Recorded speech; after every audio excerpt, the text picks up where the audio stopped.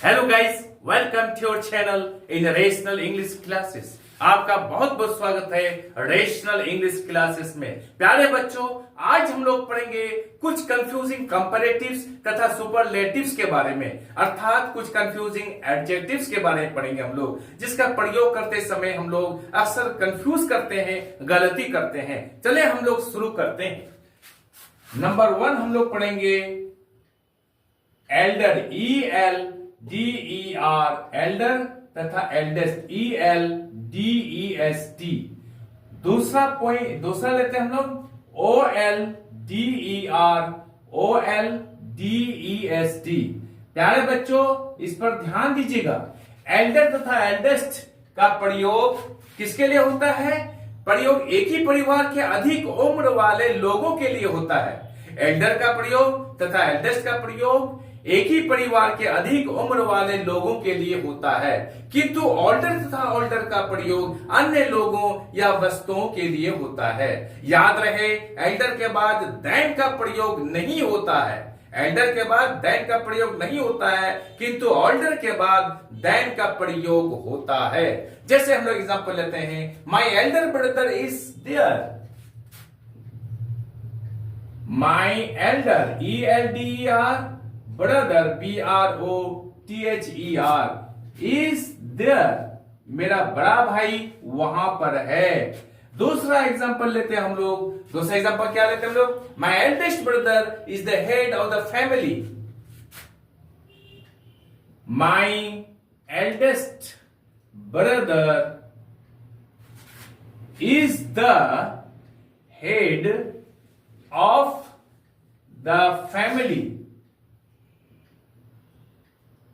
इसका अर्थ होता है माई एल्डेस्ट ब्रदर, मेरा सबसे बड़ा भाई, is the head of the family, परिवार का मुखिया है। अब हम लोग ऑल्डर तथा ऑल्डेस्ट के बारे में समझते हैं। हम लोग एग्जांपल लेते हैं। नंबर 3 एग्जांपल लेते हैं हम लोग। क्या लेंगे? My friend is older than I. My friend is older than I, यानी मेरा मित्र हमसे अधिक उम्र वाला है। नंबर 4 एग्जांपल लेते हैं हम लोग। क्या लेंगे? This is the oldest tree. This is the oldest, OLDEST, oldest tree. अब हम लोग समझ गए, एल्डर तथा एल्डेस्ट का प्रयोग एक ही परिवार के अधिक उम्र वाले लोगों के लिए होता है, किंतु ऑल्डर तथा ऑल्डेस्ट का प्रयोग अन्य लोगों या वस्तुओं के लिए होता है। एल्डर के बाद देन का प्रयोग नहीं होता है, किंतु ऑल्डर के बाद यहां पर देखते हैं कि देन का प्रयोग होता है। That's all. अब हम लोग दूसरा कंफ्यूजिंग वर्ड्स लेते हैं, फादर तथा फर्दर, FARTHER, फादर और फर्दर, FURTHER। दोनों का अर्थ को समझ लें। फादर का प्रयोग दूरी को बताने के लिए होता है, उसका अर्थ होता है अधिक दूर, मोर डिस्टेंट, किंतु फर्दर का अर्थ होता है अतिरिक्त, एडिशन या फिर इन एडिशनल। जैसे हम लोग एग्जांपल लेते हैं, Mumbai is farther from Delhi than Haripur. Mumbai is farther, FARTHER, farther from Delhi than Haripur. क्या Mumbai is farther from Delhi? Mumbai क्या है? दिल्ली से अधिक दूर है। देन हरिपुर, हरिपुर की अपेक्षाकृत। अब हम लोग दूसरा एग्जांपल लेते हैं। Has he anything further to say? अर्थात फर्दर का प्रयोग अतिरिक्त या इन एडिशन या एडिशनल के प्रयोग में होता है, के अर्थ में होता है। तो फर्दर का प्रयोग हम लोग करेंगे, has he anything further to say. इसका क्या अर्थ होता है? यानी has he anything further to say, क्या उसको और अतिरिक्त कुछ कहने को है? यानी सारा बयान दे दिया, फिर पूछा जाता और क्या आपको कुछ कहने की जरूरत है या उसे कुछ कहने की जरूरत है? तो हम लोग इंग्लिश बोलेंगे has he anything further to say, अतिरिक्त। दूसरा एग्जांपल लेते हैं, further argument is not required. Further, F-U-R-T-H-E-R, further argument, A-R-G-U-M-E-N-T, is not required, R-E-Q-U-I-R-E-D. Further argument is not required. That's all. अब हम लोग तीसरा पॉइंट लेते हैं। तीसरा पॉइंट क्या? नियरेस्ट तथा नेक्स्ट का प्रयोग के बारे में हम लोग समझेंगे। नियरेस्ट, NEAREST,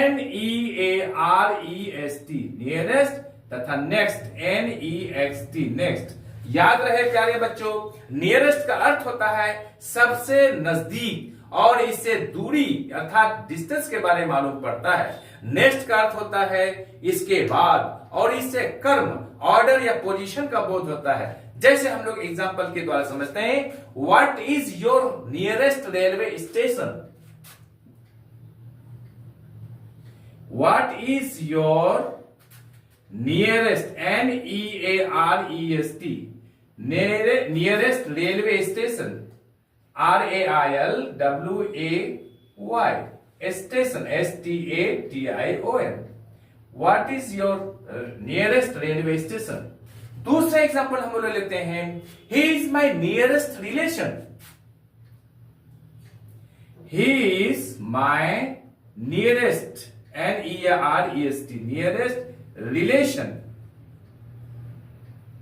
तीसरा एग्जांपल हम लोग लेते हैं, what is the nearest market from your home?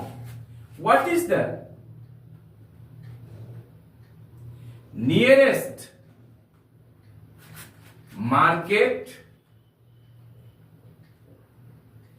From your home?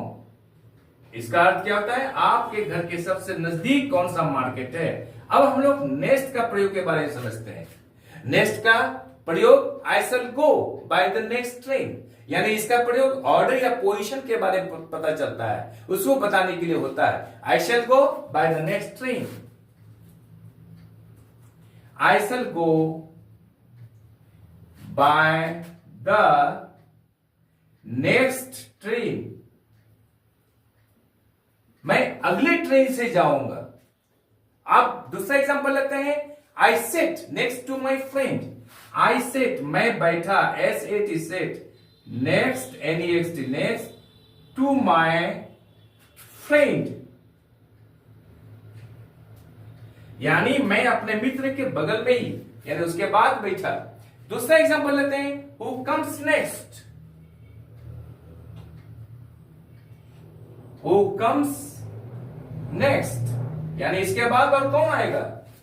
प्यारे बच्चों, आई होप कि ये वीडियो आपको अच्छी लगी होगी। आप चैनल को लाइक और सब्सक्राइब कर दीजिए तथा बगल वाले बेल आइकन को दबा दीजिए, जिससे कि हर आने वाले वीडियोस का नोटिफिकेशन आपको मिलता रहे। बाय।